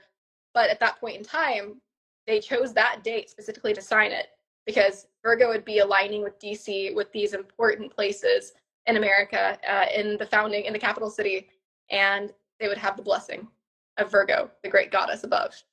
Whoa. Yeah. And so then they mentioned that day under her guidance in the heavens, as above, so below, as you said earlier. Yeah. Wow. That's the fascinating stuff. It's just so cool. It's and again, like most people don't know about this stuff, and that's it's just exciting to talk to you, and hopefully hopefully you guys are learning. I'm learning, so I know you're learning if you don't know about this already. This is BrewFOs, so let's just talk about UFOs for a little bit. Let's do it. Cool with you. So actually today the new UAP report came out. We've been waiting for it. It was supposed to come out in October of last year. And everyone was waiting, and it just kept getting pushed back, and it came out today. And it was kind of a nothing burger, and we all kind of expected it was going to be a nothing burger. But what I got from it, I read it this morning, and it is basically just saying that the new UAP task force, called it AARO, AARO, and I don't know what the acronym stands for off the top of my head, but you guys could look up AARO. But they're basically just saying, the Pentagon, the DoD, like this task force, UAPs are real and we're taking it seriously, but we're not saying what it is. But the last report that came out on June 21st of 2021 that, said there was 143 UAPs that could not be explained, and now it's gone up from that to, from 2021 to now, it's like 510, I believe, off the top of my head. And they're just saying, it could be airborne clutter, it could be glitches, it could be this or that, but then like it's always at the bottom. It's like, but some of these UAP might be technology that's doing this stuff that like our physics can't explain, pretty much. So like, okay, what's that? Tell me what that is, But I just want to know, what do you think about it? Like, what do you are you what are your opinions about it? There's no wrong or right answer. I'll be honest, I haven't really been following up like today as of what's been going on. But as far as the increase in sightings and observations of this unexplained phenomena, I think that there's a reason why it's happening now. I mean, as we were talking about earlier, this is a very pivotal time in history and humanity, because there's just so much happening right now. I feel like that's tipping the scales one way or the other. Are we heading towards another global catastrophe, or are we going to finally learn from our mistakes and move forward in the right way? And I feel like there's definitely a direct tie with the UAPs there, because I think that there's a reflection, obviously, of civilization with what we're seeing there. I think that there could be, I don't know, it's a really hard topic, because I feel like the government could very well be involved with a lot of that and responsible for a lot of it. But I myself have had my own encounters and experiences, which I won't deep dive into on the show today. But yeah, I definitely know that it's something real that's happening and that other people have experienced. And some of these things are unexplainable. I remember one of the most influential times of my life was being maybe 4 years old. And that's when I saw my first UFO, actually. Oh, wow. Was hovering above a Santa Claus Coca-Cola billboard. Whoa. Yeah, it was pretty bizarre, and it was kind of. What shape was it? Was it actually like a machine looking thing, or was it like a glowing thing, or what was it? It was just glowing, and it was hovering above, circular, and it was glowing, hovering above this Coca-Cola sign, probably higher up than just above it, higher up in the sky. It seemed pretty close because it was so bright, and I just remember seeing it. But when you're that young, I think that you don't really have the understanding or awareness to know that that is unusual. You just see it, and it just is what it is. And as a kid, I was just like, yeah, there's something hovering above the Santa Claus, Coca-Cola billboard. And I never thought anything really of it until I got older. And I looked back and I was thinking about that memory. And now every time I see a Coca-Cola that has a Santa Claus on it, I think of it. And it's just, I mean, how about you? Have you had any experiences that have made you think or feel a certain type of way about what's going on right now? Yeah, I mean, it's when I left Christianity, I think there was about a decade there where I was just like, all right, I'm just going to cut everything off. Like, I'm not spiritual. I don't believe in anything anymore. I just want to like look at the world logically. I want to be Spock or Data, I love Star Trek. So Trekkie fans out there. But like, I was just like, I think I was wrong, even though when I was a kid and a teenager, I felt like I would feel things like, or like I felt like I was almost getting like downloads of information, and I just thought it was God or like Jesus talking to me, But again, like, I always thought like he, even I never thought like, oh, this could be like a feminine energy or like feminine intelligence, or like, I just was like, I always thought like something was talking to me or whatever. But anyways, I cut all that off, and I was just like, man, I was just crazy. I was brainwashed. I'm gonna leave this alone. Then me and my wife, when we first got together, we went to go visit our friends in Utah. And actually, shout out to Matt and Sheldon. I know I do a lot of shout outs, guys, but I really care about all these people. But we kind of started what is like the beginnings of BrewFOs now, because we'd always just get like, we'd Zoom during the pandemic, and we just like drink beer and talk about crazy shit, Love it. But yeah, and then turned into this. But long story short, pretty much on tour, whenever I'd go through Utah and visit my friends in Utah, they'd always tell me these crazy ghost stories, right? And they'd always bring up this one ghost story about this woman named Flo in a cemetery in Utah, and they'd all see it, and I was always just like, yeah, like whatever, And so me and my wife, we drove up to Utah to go visit them, and they brought this this ghost up. That's a woman that's white. We were talking about White woman, you yeah. know yeah, that she's actually, there's a, you could see it up there. Whoa. Right there. There's actually there's shout out to Katya Lazenko from Ukraine. She painted that for me. Um, Illustrated it. But basically they said in this graveyard, you go and you like flash your light on this gravestone, and then this like ghost appears or whatever. And so I was like, you guys shut up, I've heard this so many times, let's just go right now. So we all mob out there. There's 5 of us total. And we go to this graveyard, and we find it. It took us a while. The graveyard was huge, but we finally find the gravestone. We park the car, do the whole. There's like a ritual involved, which it always seems like there has to be rituals involved to like meet entities or whatever. Mm-hmm. As I'm learning, the more I read. But so I turned the car off, and I flashed the headlights or whatever, and I turned the car off. I think one of, I can't remember the exact way I did it, but then nothing happened, and it was like 2 minutes, and I was like, I know there was security in the graveyard that night, and I was like, I don't want to get a ticket. I'm just like, ugh. And I'm like, if she doesn't show up in 5 minutes, I'm out of here.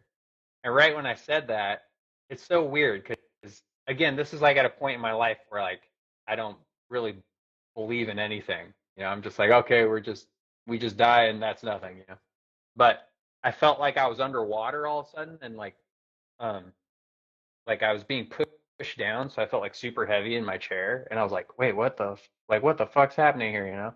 And then I looked over at everybody. I was like, what? Like, are they feeling this? And then everyone's like, oh, like pointing straight ahead. And I looked, and above, and this is a clear night, by the way. There's not clouds. It's just like super clear. There's not fog or anything. But in front of the grave, on the road in front of us, there, what I saw was, it looked like, the best way I can describe it is, it looked like if fog was like moving kind of like a flowing dress or something, Yeah. like going back and forth, and it looked like someone like had a spotlight, like, or a projector, and would like shine it, and then it would appear and then go away. But it just kept getting closer and closer to the car, and everyone's like, go, So I turned the car on, and I drove right through it, and then we went home. But on the way home, or to my friend's house, they've done this before. So they're like, okay, nobody say anything. And when we get home, everyone gets a piece of paper. We all draw what we saw. No one can say anything. And then after that, we come in, we'll meet up, and then we show each other what we drew and what we saw. So out of the 5 of us, we did that. After the five of us did all that, we came back, we opened them up. Three of us drew a woman, like in a white dress, like a white woman figure, walking towards us, like zigzagging up to the car. Mm-hmm. And then me and my friend's wife, we just drew the little mist thing I just told you, like the little mist blinkety thing. Wow. So 3 people saw a woman in white, which I did not see. That would have freaked me out probably. But 2 of us saw this weird, like, thing floating. I can't explain it, and I didn't right away. I wasn't like, it's a demon, it's a ghost. Like, in my head, I was like, is there like somebody like shooting a smoke or a fog machine, and then like putting a flashlight on it? Like, I was looking around, and then like, what is this? But I can't explain it, and it was too weird. And I guess that's my first, anomalous experience. Mm-hmm. So it affected me. And one more note. After that night, we could not go to sleep, and because it just felt, it was like this weird, that heaviness kind of just felt like it didn't feel good. It felt like I was like, ugh, like, it felt like you could definitely feel like negative. It was like a negative energy or whatever. It just felt really weird. What do you feel like that? What it was? Yeah, what do you feel like that was now, looking back?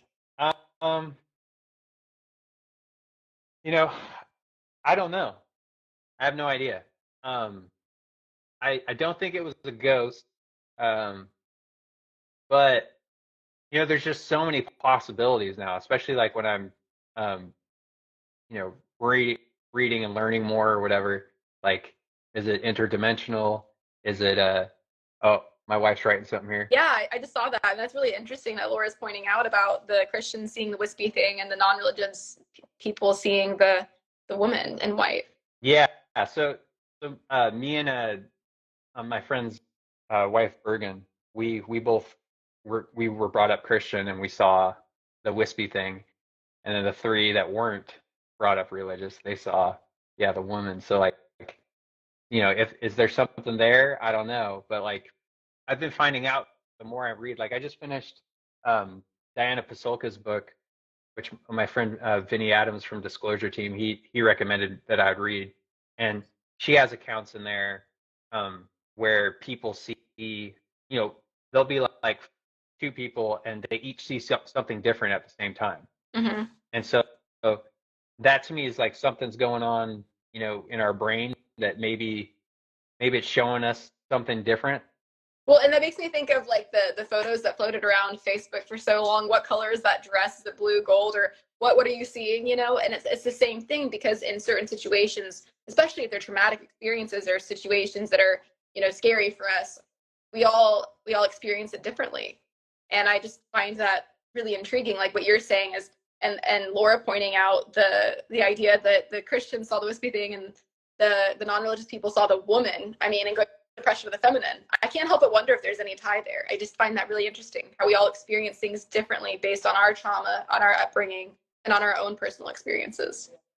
Yeah, I mean, something's going on there, but I don't know what it is. I mean, I wish I did. But I mean, it definitely affected me. And another thing I've been finding out too is like some people. I mean, again, bringing up Diana Pasulka's book. It's called American Cosmic, by the way, but it's fascinating. If anyone wants to check out American Cosmic, Diana Pasulka, she's a professor of religious studies. I think she's a chair in gosh, I'm gonna get this wrong. Either in North Carolina, either South or North Carolina, I don't know. But she basically, like, she has a great approach to it, and she said that there's some people that are like atheists, or they just don't have any spirituality or whatever, and then they'll see something like a UAP, and then it changes their life completely, and then they start wanting, like, just to read about whether UFOs or read about ghosts or the afterlife, and it just totally changes their whole perspective. And it's weird because it almost seems like, just like an algorithm on your phone that knows your spending habits, knows what you like, Mm-hmm. knows what you search, and all of a sudden it pops up like sponsored ad, and you're like, oh, I need that. It's almost like it's something like that. It's like an intelligence that is like, oh, okay, check this out, and then it just changes your whole perspective, or it makes you come to action in some way. Um, I don't know if that's good, if it's pushing us in a good way, if it's pushing us in a bad way. I don't know. I will know my first experiences came when I was about 13. And like I said, I'm not going to go super deep into what they are, but it was something beyond human intelligence that I experienced. And it was at the time I was 13. This is a very tumultuous time in my life, very traumatic time.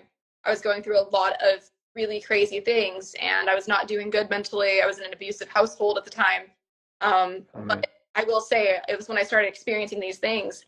And from that point forward, the appearance of the suppression of the feminine became such a big appearance in my life. Like, I realized that there was just so much there that was in my life that was reflecting on the suppression of the feminine, and even in my lineage of my ancestors. And I say this because it was also when I had this kind of, I want to say awakening, or when I experienced these things that led to an awakening spiritually. And this is what basically pushed me into the area of research into the Templars, the esoteric traditions, the sacred feminine. That's what spurred me on. So that's very true. I mean, I never thought about it like that till you just mentioned it. That's what brought me into all of this. Wow. Yeah, isn't that just like it's so weird, it's so fascinating, but it's like you're like, oh yeah, and reading. Even I'm right now. I'm shout out to Jacques Vallée, but I'm reading Passport to Magonia, Mhm. and like he goes out throughout history all over the world, like all these different sightings and how they used to be like fairies and elves and dwarves that were like hairy and small and like they'd perform magical things and you know fairy rings, which are now today and basically what a fairy ring is like what we would think is a crop circle, but they'd call them fairy rings or whatever. But it's almost like this intelligence or these things that we see, you know, they kind of like change with the times, but they're all kind of doing the same thing. And so it's like I don't know if they're pushing us somewhere or directing us somewhere, and I don't know if some are good and some are bad. Maybe it's just all the above. But Wait, like, are you saying that with the progression of the different eras, the way that these intelligences appear to us alter? yeah, well, I mean, that's what I'm finding out from this Yeah. book. But like, yeah, So you talking about the elves and the fairies are super like interesting to me, just because I spend half the year in Scotland and I lead tours there, and a lot of the Highland folklore wow, very strongly focused on the fae, on the fairies, the fairy hills. You know where the stone circles are, they're the fairy hills, and the fairy played a very large part in the traditions of the Highland folk in Scotland. And so that idea that you're talking about, that's a new idea to me, and I think I need to read this book because I find that just fascinating. yeah, uh, it's the third book I've read from Jacques Vallée. He's basically like he made a he's a French physicist, and I mean he has so many. I will not do Jacques Vallée justice if I try to give a biography about him. But basically, he did the precursor to the internet. So like this guy's like I think he's 82 now, Wow. but in Close Encounters of the Third Kind with Steven Spielberg's movie, Mm-hmm. the French scientist was based off of Jacques Vallée. Really? And Okay. so and Jacques like consulted on the movie to like help with how the UFOs looked and everything. That's so cool. But yeah, but his like look at like he's not saying it's aliens. He's not saying you know he's not giving you like this is where I think it is. The only thing he really says he thinks it is he thinks it's some type of control system of a different intelligence or a higher intelligence Mm-hmm. that kind of makes us do certain things. Maybe it'll give us a choice and see like what we do with it. But he's not saying it's God. He's not saying it's aliens. He's not saying But his books are really interesting if you want to check them out. It's like So with that theory, though, I'm curious. Like, is this something that he's saying that's existed for all of time? That they were always influencing mankind? yeah, because when you go through like he'll bust out like you know some some scroll that some Greek guy wrote about, and then it's like a flying shield, Yes. but stuff like that, and you're just like, wait, what? Or like he'll bring up something like in Scotland, and it's like a a like a a fairy folk or whatever appeared, but they were like 3 feet tall and had large heads, and it almost kind of sounds like what we describe as like what you think an alien would look Yeah. like your classic alien or whatever. Mm-hmm. But it's really, really weird. It keeps me up at night. I'm just thinking like, what's going on here? But I recommend reading. It's very interesting, That and sounds. especially because you do tours in Scotland. Yeah.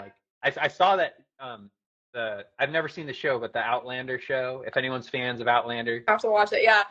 That's my favorite show. It's based on a book series, and it's brilliant because I was actually doing tours in Scotland to sites that are connected with the Knights Templar and the Holy Grail, King Arthur, all that. And everybody was telling me, oh, you need to watch Outlander. If you're going to do tours in Scotland, you got to do Outlander. And I resisted because I'm not mainstream.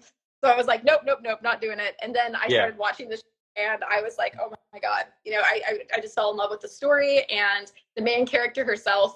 She travels through time.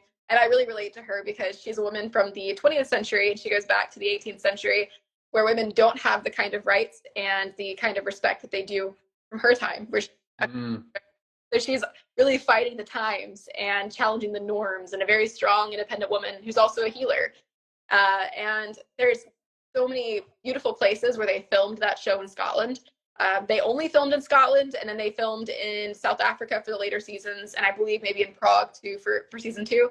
But they kept it, they almost filmed in New Zealand, but they kept it local to Scotland because there's a certain charm about Scotland, a certain lighting that's just beautiful and unique to Scotland, and magic, like just so magical. Even these places they filmed at are real historic sites with real crazy stories at these places. And like I just went for the first time to the Isle of Lewis, where this stone circle that is synonymous with Outlander that Claire goes through in the show, where this actual stone circle really is. And going there was just, I felt like I walked into, I don't even know how to explain it. I walked into the center of the stone circle, and I felt like I was just being embraced and hugged and comforted.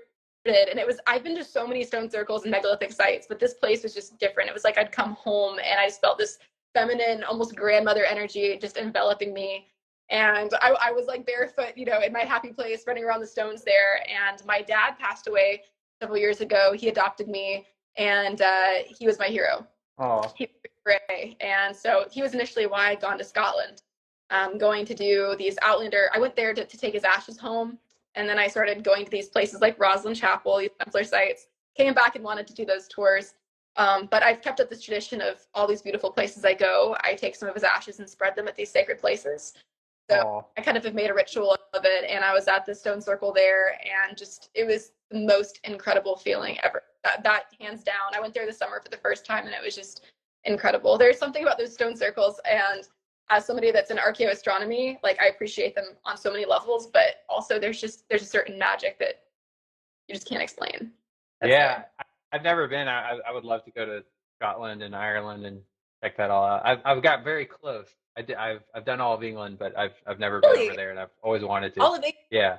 Scotland, it's just up across the border. That's crazy. Yep. It was for touring with a band, okay. And that's all we booked, and then we came home. So well, that's cool. I didn't audition too. That's awesome. Yeah, try to be. We've been going. Okay, we're still. I mean, this is. Are you good on time? Yeah. Still yeah. Good on time? Okay. You know, my wife's been out there, and she's, you know, shared her pictures with me and everything.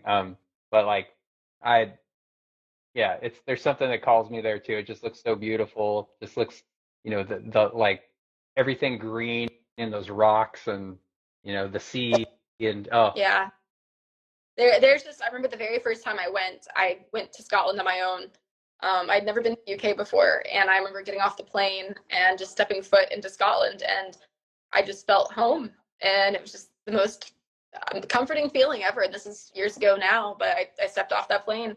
I actually stayed at Rosslyn Castle by myself. I rented it out and stayed there by myself. Had some interesting stuff happen there, paranormal encounters too, but there's just so much there. And with the Grail history and King Arthur, I think from the time I was a kid, I was always obsessed with that story, or the movie Sword in the Stone about King Arthur. Yeah. The Disney movie.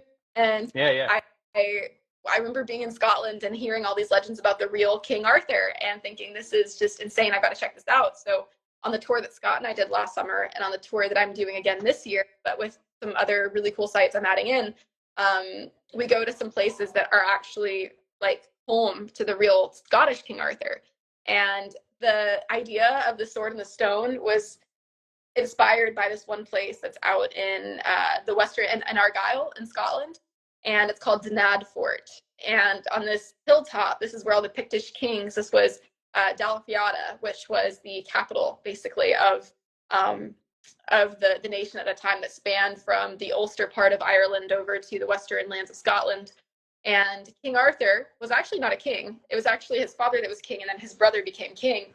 But the idea of the sword coming from the stone lies in the fact that on top of the fort, the king would kneel down with his sword in the stone, and he'd place his foot in this carving where there's a foot carved out. And it's a size 7 foot, because my foot fits perfectly in there. And you would kneel there, and you would have your sword, and everybody would be looking up from below. And so whenever you would rise as king, it would appear that you were pulling your sword from the crag, from the rock. there. Oh, okay. And that Whoa. witness, and that's where the idea of the sword and the stone comes from. I mean, there's other legends also that are attributed to the origin of that story, but there's just so much just depth as far as the esoteric legends and these different stories and the mysticism that's just, and Jesus and Mary Magdalene on the Isle of Iona also. Iona is a Hebrew word meaning dove, associated with God as well. So you have the Isle of Iona and all these local stories about Jesus and Magdalene coming there with their child, with their son. There's just so much to unpack in Scotland, and that's why I can never get enough of it. There's just so much research and work to be done. Yeah, man. That's so cool that you do that, and it's one day I'll get out there. That's and you saying that your foot fits perfect. That means I know that you were kneeling and rising up. Like, no, I was. Yes. Third. Absolutely was. Absolutely. Yeah. And I would have totally been doing that. Summer, we took our group there, and we actually took a really cool drone shot. We put the drone up, and we did a 360 view of our whole group standing on the top of Denad Fort. And it was an awesome 360, awesome view, just stunning. And it's near a place called Kilmartin, which actually has Templar ties. And Martin Glen, there was a monolith. I went and saw it in New Mexico, and there's a guy named Louis Cerna who's done a lot of research on this. But there's a small, I say it's a monolith, but it's probably only 2 feet tall, I would say 2.5 feet. And it has like a Venus on it, the eight-pointed star. You know, it has all kinds of other Templar symbols, and even a symbol that Louis Cerna has linked with Kilmartin in Scotland, which was another Templar stronghold. Kind of a low-key stronghold, but this was out in Argyll as well, on the western coast of Scotland, which was a very desolate area at the time. So it was great for people that were trying to lay low. So that was found in New Mexico. There was one found there, and I want to say it was nearly 100 years ago or over 100 years ago. And it was basically pulled up out of the ground where it was found in the desert and brought down into the town of Cimarron, New Mexico, where it can be found today at the St. James Hotel. And we went. Oh, you cut out your audio. Cut out again. Sorry, my battery's running low. Oh. And it was really cool because seeing it in person, you expect it to be a lot bigger. But there's one out in New Mexico still, which I'm trying to get a park ranger to take me to go see here soon. Yeah. And it's a place called Pawnhill Park Cemetery. And it's similar to that same monolith, similar size, similar carvings, and same style. But it's just out here in the cemetery that's literally in the middle of nowhere. And around this stone, people started burying the dead later on, you know, in the last few hundred years. But this stone's always been, and it hasn't been pulled out of the ground and brought down to town. So, and then another one supposedly turned up in California that looks very similar. But they're keeping that location very low key because they don't want anybody coming and disrupting the site. So I just find all these monoliths that have these Templar connections in the Southwest popping up here really bizarre. But the connection with Martin in Scotland was really cool that he made that. And I was checking that out. I need to look more into it, but it's just fascinating. Yeah, it's totally, that's cool. And you know, finding out that there's stuff like that just here in California too. It's just so like, what? Where do you guys live? We're in San Diego area. Oh, are you? Around... I'm in Tijuana. Oh, yeah, you're super close. Yeah. Well, if you drive up here, we can do BrewFOs in person. So. Hell yeah, that sounds like I would love. I know your phone's dying. I always do this. I write notes and then I never look at them. So I just want to make sure I asked you everything. I think I went over. Yes. Oh my gosh, we did cover everything. We really. That's awesome. Yeah. Yeah. I mean, I know we brought up a lot of stuff, but is there anything else that you wanted to say maybe about your book? I mean, everyone go check out her book. It's on Amazon. It's called The Bringer of Life, A Cosmic History into the Divine Feminine. Did I get it all right? Yes, you got it right. Yes. Okay. Sometimes my memory just sucks. And this was really cool. You know, I've said this like every episode, but I always get so anxious and like whenever I'm going to do this because I don't like being, you know, live or whatever. I mean, I'm not anxious to talk to you. You've made this great, but I'm always so happy after I do these things. I've learned so much today, and I hope other people have, you know, learned. I'm sure they have that have stuck around. And if you're watching this later, too, because I'm going to put this up, and I'll put this up on YouTube as well. But go check out Hayley Alison Ramsey's book, and also any of the other ones we shouted out, like Scott Wolter's books. Timothy Hogan has a lot of books, which I still need to read. Do you recommend any Timothy Hogan books? Yeah, so a lot of his books are actually under his name, under the false name, pseudonym of Chevalier Emery's, I believe. Okay. And so find books that are under that name. That's Timothy Hogan. That was his name that he was using on his books before. Definitely, there's nothing that I can't recommend, honestly, because that man. Anytime you go listen to a lecture by him in person or on YouTube, it's just, anytime I talk to him on the phone, I mean, I'm just like wanting to take notes the whole time because he's just got so much information to give and to share. And he and I had a great talk actually about Freemasonry and the Native American traditions.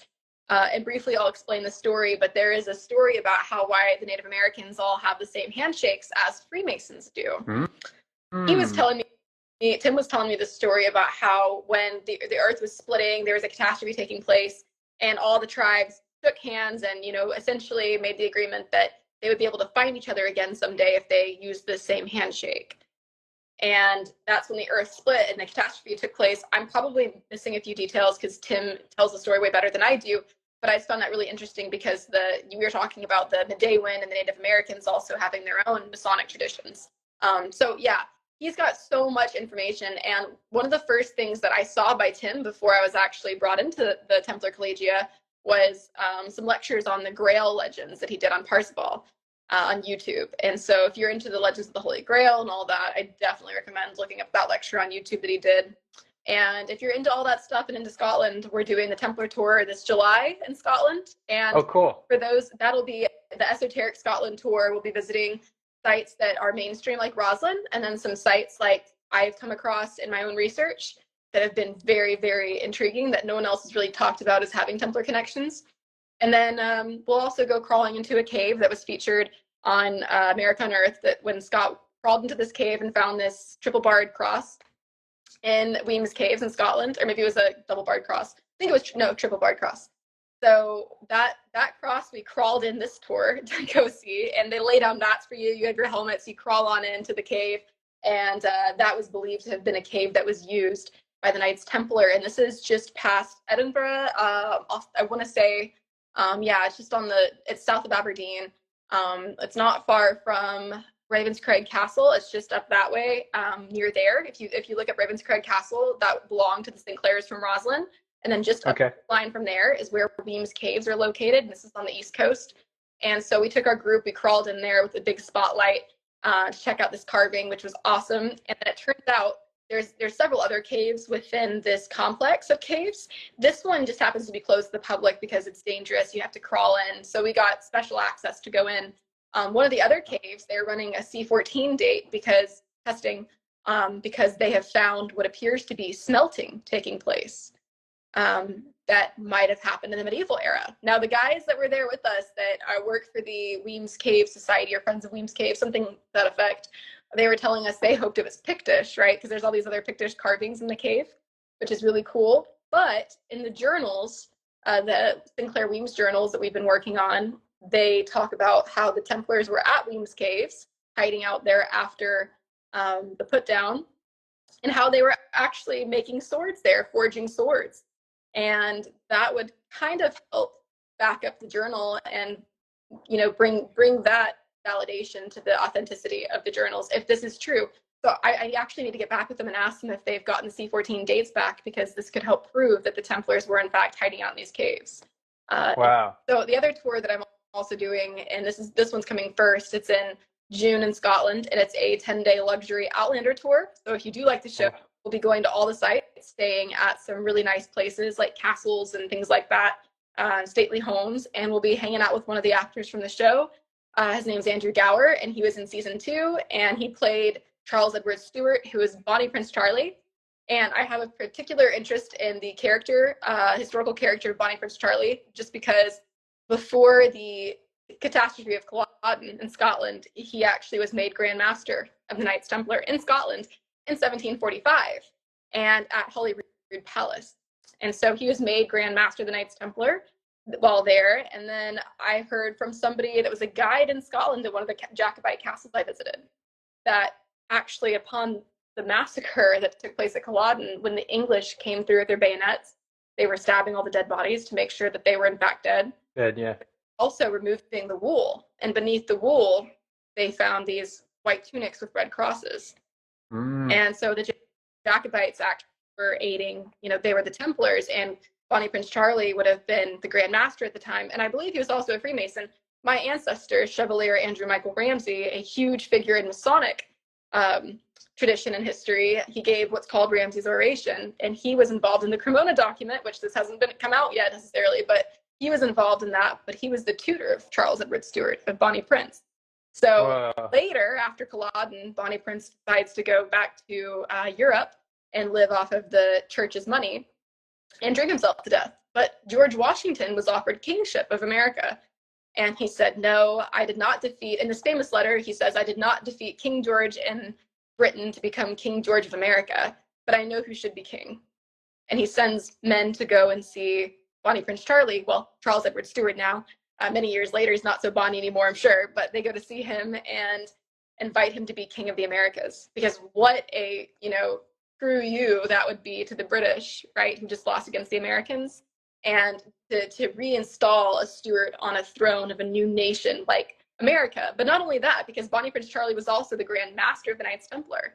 So that would in turn just be furthering that original agenda of a new Jerusalem the Templars began hundreds of years ago. But sadly, Bonnie Prince Charlie had refused the position and said, no, I don't have an heir, a male heir, and I don't feel like I want to go through this loss and this, devastation of losing again after what happened in Scotland at Culloden in 1746. So instead he stayed there, but a second time George Washington sent men again to try to convince him to come be King of the Americas, and he refused. But America almost had a king that was the Grand Master of the Knights Templar. I mean, it's pretty crazy stuff and pretty heavy, and I didn't really realize all this until I got into Outlander, and I was kind of looking into the history of Charles Edward Stuart and the Grail, the Knights Templar, all that stuff just coincides. It just goes hand in hand, and it's just so strange how it all seems to be connected. And sorry, I didn't mean to cut you off. I was going to say that, like it's the actor that plays Bonnie Prince Charlie, historically speaking, that we're having on the tour this year for a night of whiskey and fine dining. Oh, so, nice. Yeah. Only 17 people are coming on that. It's pretty exclusive, but I've been working on that for years, and it's my pride and joy. So what were you going to say? Oh, just that when you were bringing, what was I going to say? You're bringing up Outlander. I haven't watched it yet. Oh, the thought just escaped me. This was something about, I can't remember. Whatever. I'll blame it on the beer. How about that? Yeah, that's okay. No, it was something about Outlander. You were talking. I mean, I haven't watched it. It was something about. Come on, come to me. If it does, I'll write you after. Was it the Jacobite? Did it have anything to do with the Jacobite risings or with Freemasonry, the Knights Templar, Charles Edward? Yes. And the connection between the United States and Templarism and Freemasons, and it's stuff that we just a lot of people don't realize, even though it's like how the beginnings of the United States happened. Mm-hmm. I don't remember. It's fine. It happens, people. Yeah. It happens. Well, in America, like the idea that the Constitution, or the fact the Constitution, they waited to sign until Virgo was directly overhead. I mean, just all these things just reiterate this ancient tradition. And even the Statue of Liberty that was given to us by a Freemason from France. And he was the one that designed it, and was the Roman goddess Libertas. And she was placed in New York, and she was placed in the harbor there to protect the land of the free, right? America. The goddess was placed just out front to watch over the people coming in and to be a beacon of light for those persecution. You just reminded me what it was now. Yeah. With saying that, I've been finding out so many just how masonry links, the writer of Pinocchio was a Freemason, and then with Outlander, I was going to ask you, do you know if any of the writers or the people that research for Outlander, if they're Freemasons? Oh, that's a funny point, actually.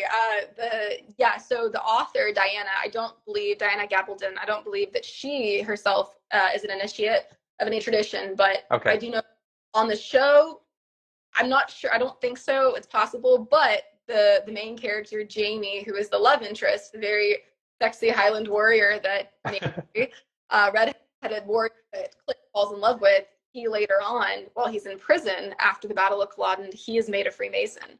So in the show, Okay. he's a Mason, and they actually have a very strong connection with America in the later seasons, as to the American Revolution and Freemasonry beginning. And Freemasonry is a part of Outlander, actually, which is really interesting. It kind of hits all the dots for me as far as shows go. It touches on Scotland history, warfare. It talks about religious warfare and the suppression of the feminine, and it talks about witchcraft as well, and Freemasonry. I mean, it's all there. It's really cool, and the history there has actually gotten a lot of people that usually are not interested in history into it. One of the film locations, Dune Castle, had seen a 225% increase in their visitors just within the first year of the pilot episode of Outlander airing in 2014, I believe. Wow. And it's really, really helped the tourism in Scotland grow just astronomically. It's insane. And so it's brought so much tourism to Scotland, and it's been really good for getting people interested and caring about these historical sites that they see on. Yeah, that's rad. I need to check the show out. You do? I'll give the pilot episode a chance and be like, okay. It sounds really cool. I've seen pictures. I've seen like a trailer for it and it looked cool. And then when I saw that you did tours, and going to the different sites and stuff, I was like, oh, okay, I should check that out. So you talking about it more now makes me want to check it out. We all have to. Yeah, and so if you're watching this now or later, go follow Hayley if you're interested in this stuff, and if she gives tours, so you can, you have a website on your, I'm guessing, linked to your. I'll post your links too after this. No, there's outlanderexperience.com is the link for the Outlander tour. As far as the tour, you can just get in touch with me and I can send out the itinerary. And I'm also going to do a Spain and Portugal tour this September. I'm calling so we're going to go to all these different sites that are tied in with initiatory practices, which will be pretty awesome, and including the castle where the Templars were lowered down into the cave and were left for 3 days in the dark. Yeah, that we're talking. So we were talking about that earlier, and so we're doing that, and super looking forward to it, to showing these sites to people and experiencing it firsthand.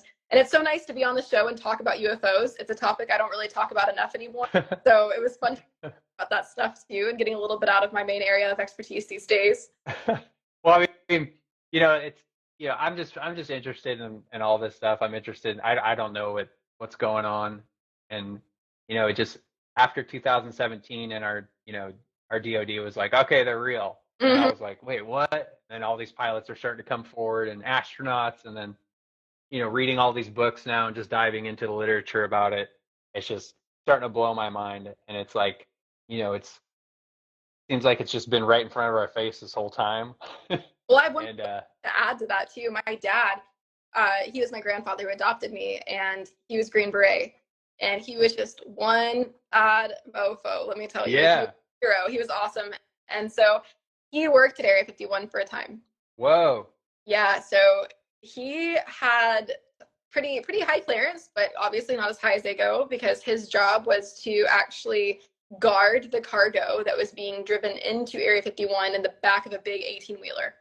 So he would be put in there with a big weapon, and he would be sitting in the dark there just guarding the cargo. And from what he said to me, which everything obviously was a need-to-know basis, and he told me that as far as he was aware, everything that he was guarding that was going in there was cargo that was parts of aircraft. Now, what that aircraft might have been, or what they were using it for, where it came from, that was to be determined. He had no idea. But his job was to go in there, and they would drive into this underground garage, basically. And once they got into the garage, they would unload everything. He would stand guard, facing away, wouldn't see what they were unloading necessarily. And then after they unloaded the truck, he would get back in the dark part of the truck and ride back out. Wow. So pretty crazy. And so I've also really enjoyed the show Project Blue Book. Was really disappointed when they canceled it. Oh my God, I love that show. That was so good. That was on IMDb or something. Like, it was their only show that they put out. The History Channel started it, I want to say. I remember Okay. working at one of the alien cons with David Childress and Jennifer, and they were doing, I think this was in Baltimore. They did a premiere there of Project Blue Book with history. But then I think it was bought out by somebody else after the first season or two. But it was awesome, wasn't it? I loved that. So good. Yeah. Yeah, I'm a huge Robert Zemeckis fan, and Robert Zemeckis, I guess, was the producer of it, and so like, I mean, everything that guy touches is like so amazing usually. But yeah, I was bummed when that was gone, but they did such a such a good job of another Jacques Vallée that I was showing you his book earlier. Yeah. He worked with Dr. J. Allen Hynek. Oh, really? And that's who the show is pretty much based on. So like, yeah, definitely check out his books. Like if you're interested. So cool. I love that. Thank you so much, Chad. Yeah, this was great. Thank you for coming on here, and let's do it again sometime. And if you can, put in a good word with Tim Hogan for me. I'd love to get him on too. But enjoy Mexico. If you guys do end up driving to San Diego, or in the future, if you ever come to San Diego, like hit us up, and we'll take you to a brewery or something. Would love to do this. Absolutely loved craft beer. I'm an IPA girl all the way. So. Yeah, that's what I'm drinking right now. So awesome. Well, that sounds great. We'll definitely stay in touch and hit you up if we're in San Diego. Thanks, Hayley. Thank you so much. Have a good rest of your night. You too. Bye-bye. Okay, bye.